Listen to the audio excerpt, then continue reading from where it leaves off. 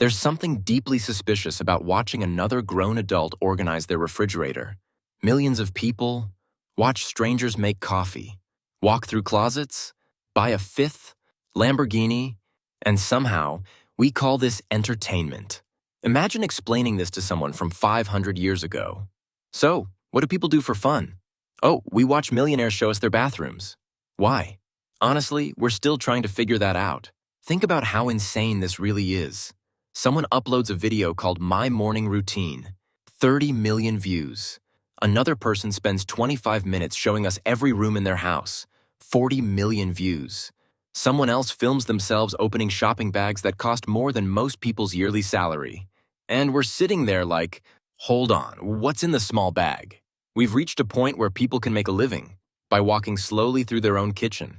And somehow, we're grateful they uploaded. If aliens landed tomorrow and asked, what fascinates humans the most? We'd have to answer, watching wealthy strangers explain why they needed a sixth guest bedroom. Honestly, I don't think we'd survive the first contact. But here's the strange part. Maybe we're asking the wrong question. Maybe the question isn't, why are we obsessed with rich people? Maybe it's, what does money represent in our minds? Because I don't think millions of people are clicking on mansion tours because they desperately want to know where someone stores their cereal. Nobody has ever finished a luxury house tour and thought, you know what really changed my life? That walk-in pantry? No. Something much weirder is happening. Imagine someone walks into your room tomorrow morning and says, congratulations.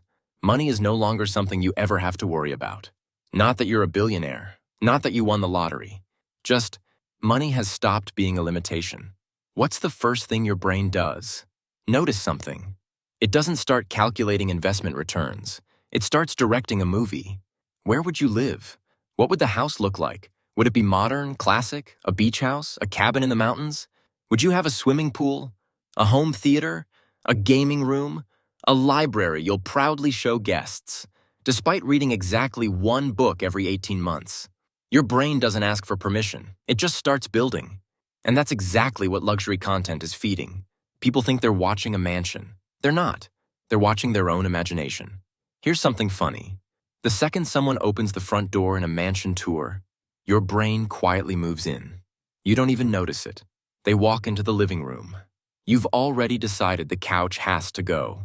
They show the backyard. You're mentally planning a barbecue. They open the master bedroom. You're standing in front of the imaginary mirror wondering where your clothes would go. It's incredible. Your brain signs the paperwork before the realtor even finishes saying, welcome. Have you ever caught yourself criticizing someone else's $20 million house? Oh, I don't really like these kitchen cabinets. Really? That's your concern? The kitchen alone is worth more than every building you've ever lived in combined. And you've become Gordon Ramsay of interior design. Humans have unbelievable confidence. Give any of us 30 seconds inside Buckingham Palace, and someone will eventually say, I mean, it's nice, but I'd probably open this wall up a bit. No, you wouldn't. You'd get arrested. But in your imagination, you're suddenly the architect. That's what our brains do. They simulate. Psychologists call this mental simulation. Your brain is constantly rehearsing possible futures. It's one of the reasons humans are so good at planning. We imagine things before they happen. The weird part is, our brains don't care whether those futures are actually possible. Show someone a private island, and within 10 seconds they're wondering where they'd put the barbecue. Again with the barbecue. Apparently every dream life ends with grilled food. Your brain treats imagination almost like a free trial. It lets you experience something without actually owning it. That's why luxury content feels strangely satisfying. For 10 minutes, you get to borrow another reality. You walk through the house. You drive the car. You sit by the infinity pool. You drink imaginary coffee on a balcony overlooking the ocean. It's basically virtual reality, without the headset. Although your brain's graphics card deserves a raise. But here's what's interesting. Fantasy has terrible accounting. Nobody watches a mansion tour and imagines paying property tax. Nobody sees a Ferrari and thinks, I wonder what replacing the brakes costs. Nobody watches someone buying a yacht and says, can't wait to schedule annual maintenance. Because maintenance doesn't exist inside fantasy. Fantasy is all reward and absolutely no paperwork. Luxury videos understand this perfectly. They show the destination, never the friction. It's like watching cooking videos. Someone elegantly cracks an egg. Beautiful music plays. Fresh herbs appear from nowhere. Everything is slow motion. Then the meal is finished. Amazing. But where are the dirty dishes? Where's the pan with burnt cheese welded to the bottom? Where's the moment they accidentally drop the spoon on the floor? Exactly. Reality quietly disappears. Luxury works the same way. The mansion always looks spotless. The pool is always crystal clear.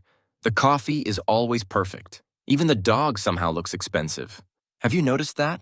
Rich people's dogs don't even walk normally. They glide. Their fur has better skincare than I do. Meanwhile, my neighbor's dog looks like he's been through 3 recessions and a custody battle. Same species, completely different energy. And maybe that's because luxury isn't really selling houses, or cars, or watches. It's selling a version of life where everything looks solved, where every problem seems to have already happened, where every decision has already been made, where life appears smooth. And our brains absolutely love imagining what that would feel like. Not because we want their refrigerator, although that refrigerator is admittedly incredible, because for a few minutes, we get to imagine what life feels like when money stops asking questions. Because that's the thing. The mansion isn't actually the fantasy.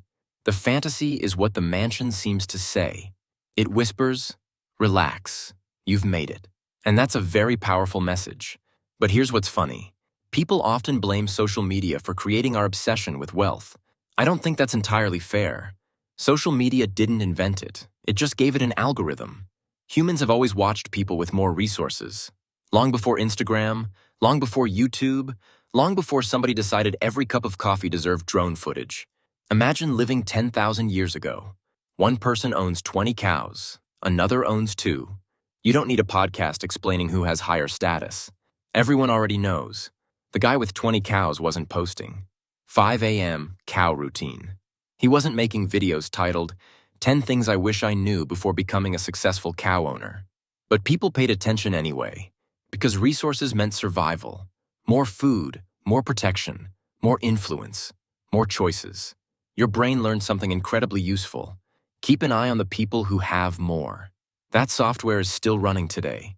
The only difference is, instead of cows, it's Lamborghinis. Instead of grain storage, it's beachfront property. Instead of asking, who has the biggest harvest? We're asking, why does this guy have a bowling alley in his basement? Same psychology. Much better camera quality. Our brains never evolved for social media. They're basically running Stone Age software on fiber optic internet. No wonder everything feels overwhelming. And then something fascinating happens. Let's say tomorrow someone gives you a Ferrari. Not a toy Ferrari, an actual Ferrari. Keys, registration, everything. For the first week, you'd probably smile every time you looked at it. You'd invent reasons to drive. Oh no, we're out of salt. Guess I'll take the Ferrari. Need milk? Ferrari.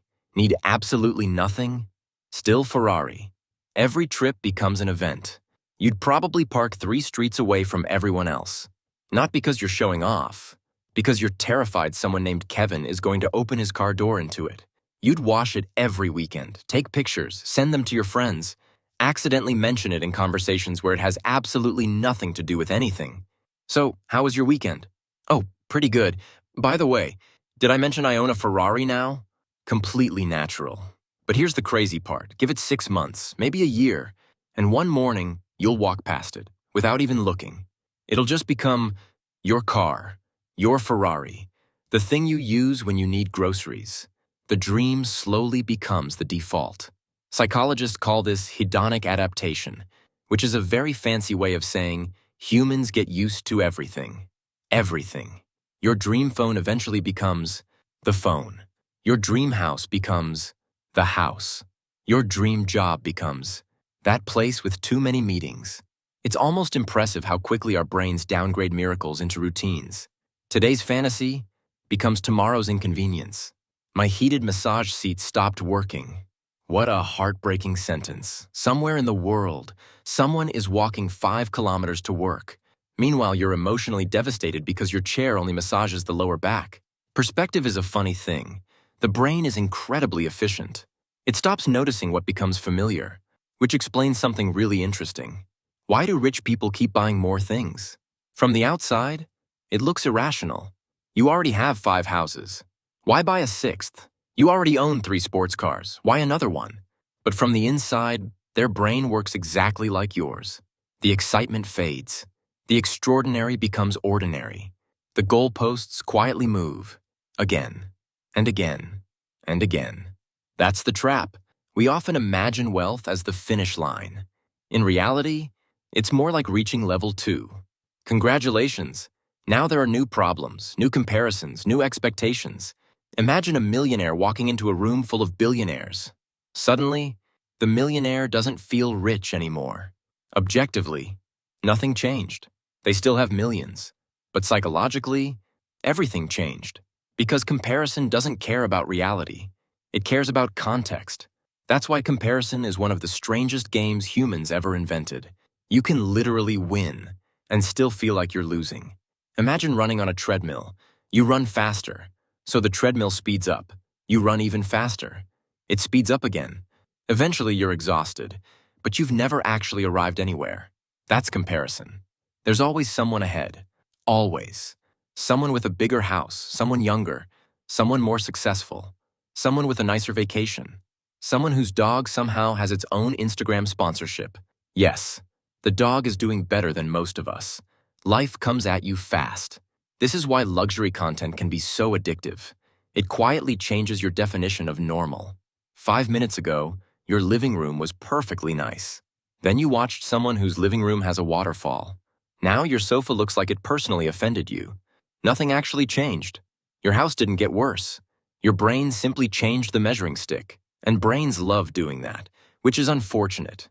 Because the internet gives them an unlimited supply of measuring sticks.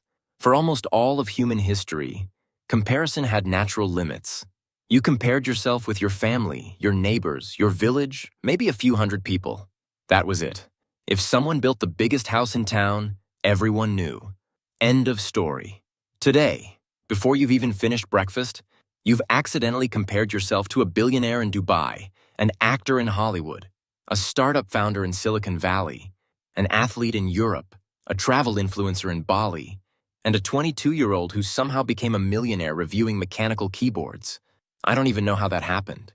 Apparently somewhere out there, someone is earning more money in 1 month talking about keyboards than medieval kings made conquering countries. History is weird, and your brain treats all of them as your neighbors. That's the problem. It doesn't know the difference between someone across the street and someone across the planet. It simply notices they have more. They're doing better. Maybe I should be there too, which is a terrible standard because someone somewhere will always have more. Always. And that's where the internet quietly changes the game. Because for the first time in human history, you don't just see wealthy people occasionally. You can carry them around in your pocket. Every time you unlock your phone, there's another mansion, another penthouse, another yacht, another casual vacation that somehow requires a private airport. It's like living next door to every successful person on Earth, except you don't see their normal days, only their highlights. Imagine if your entire life was judged by your vacation photos. People would assume you spend every day laughing on beaches, when in reality, you also spend 45 minutes trying to remember the password to your electricity bill. Luxury content isn't fake. Most of the time, those houses are real. Those cars are real. Those vacations happened. But there's a huge difference between something being real and something being complete. Think about movie trailers. Everything in the trailer is real. Those scenes exist. But if you only watch the trailer, you'd think every movie was 90 minutes of explosions and dramatic speeches. Reality has quieter moments. Life does too. Nobody uploads "Come wait with me" at airport security. Nobody films themselves reading tax documents for 3 hours. Nobody says, "Today we're replacing the broken pool filter." 23 million views. Unlikely. Nobody makes a cinematic montage of arguing with internet customer support. Although, to be fair, that would probably win an Oscar for Best Drama. Instead, everything becomes beautiful. The lighting, the music, the camera angles, the slow-motion coffee pour. By this point, coffee has had a better acting career than most people. Have you noticed how luxurious coffee looks online? Somebody pours it into a handmade ceramic cup. Soft piano music starts playing. Sunlight gently enters through the window. And suddenly it feels like they're solving world peace. Meanwhile, I pour instant coffee into a mug that says, "World's okayest adult," and somehow it tastes exactly the same. Luxury content understands something incredibly important. People don't buy products. People buy stories. That's why a watch commercial rarely talks about telling time. It talks about legacy, adventure, achievement, because nobody wants to believe they spent $10,000 to know it's 347. A sports car isn't advertised as four wheels and an engine. It's freedom. A luxury apartment isn't sold as walls and windows. It's a lifestyle. Even expensive water somehow comes with an emotional backstory. Apparently, this water spent 20 years filtering through volcanic rock before finding its true purpose, which is sitting next to your sandwich. Everything becomes symbolic. And that's why luxury content is so persuasive. It quietly replaces one question with another. Instead of asking, "Do I need this?" you start asking, "Who would I become if I had this?" Those are completely different questions. Because identity is much more powerful than ownership. But here's the twist. I don't think the mansion is actually the product. I don't think it's the Lamborghini either, or the yacht, or the designer clothes. The real product is certainty. Think about the people in these videos. Everything looks finished. They don't seem worried about next month's rent. They don't seem stressed about unexpected bills. They don't seem unsure about tomorrow. Life appears complete, controlled, stable. And that's incredibly attractive. Not because we're all desperate for marble countertops. Honestly, after about the fourth bathroom, you're just running a small plumbing business. Nobody needs 12 bathrooms. At some point, you're scheduling meetings just to remember where they all are. "Honey, wait, which bathroom did we leave the good towels in?" "I don't know, check bathroom 9. That's not luxury anymore. That's administration. What we're really looking at is a life that appears free from uncertainty. Freedom. Security, choice, control. Money simply became the symbol for those things. And symbols are powerful because they're easy to photograph. Peace isn't. You can't film inner calm with a drone. You can't make a cinematic montage of financial security. You can't upload a thumbnail that says, "Today I experienced healthy emotional balance." 3 views. One of them is your therapist. So instead, we film the house, the car, the vacation, the expensive kitchen. Because they're visible, they're concrete. They give shape to feelings that are otherwise invisible. That's why we confuse the symbol with the thing itself. We think we're chasing the mansion, when really, we're chasing the feeling of waking up without fear. We think we're chasing the Ferrari, when really, we're chasing the feeling of having choices. We think we're chasing luxury, when often, we're chasing peace. And those aren't always the same thing. Money can absolutely buy comfort. It can solve real problems. It can create opportunities. It can remove enormous amounts of stress. Pretending otherwise isn't honest. But somewhere along the way, the internet quietly convinced us that comfort and fulfillment were identical. They're not. One helps. The other has to come from somewhere deeper. Maybe that's why some of the happiest people you've ever met didn't own yachts. And some of the wealthiest people in the world still seem restless. Because once basic needs are solved, the questions don't disappear. They just change. Instead of, "Can I afford this?" they become, "Is this enough?" And if human history has taught us anything, that question is incredibly difficult to answer. Maybe that's why we keep watching. Not because we want 12 bathrooms. Not because we want a kitchen the size of a small airport. Not because we dream about owning 6 garages and a wine cellar we'll never use. We watch because, for a few minutes, someone else's life lets us imagine a version of our own. A version where money isn't making every decision. Where time feels like it belongs to us. Where the future doesn't feel uncertain. Where life finally seems settled. The mansion just happens to be the backdrop. Then the video ends, the drone flies away. The piano music fades out. The gates slowly close. And suddenly, you're back in your own kitchen. You open your refrigerator. Stare inside for a few seconds. Close it. Walk away. Then somehow come back 2 minutes later as if a cheesecake might have materialized while you weren't looking. It never does. Some things are universal. Maybe that's the funniest part of all this. The people inside the mansion are probably standing in front of their own refrigerator, doing the exact same thing. Because no matter how much money you have, your brain still occasionally forgets why it opened the fridge. Human beings are wonderfully strange. Maybe we always will be. And honestly, that's probably worth more than 12 bathrooms.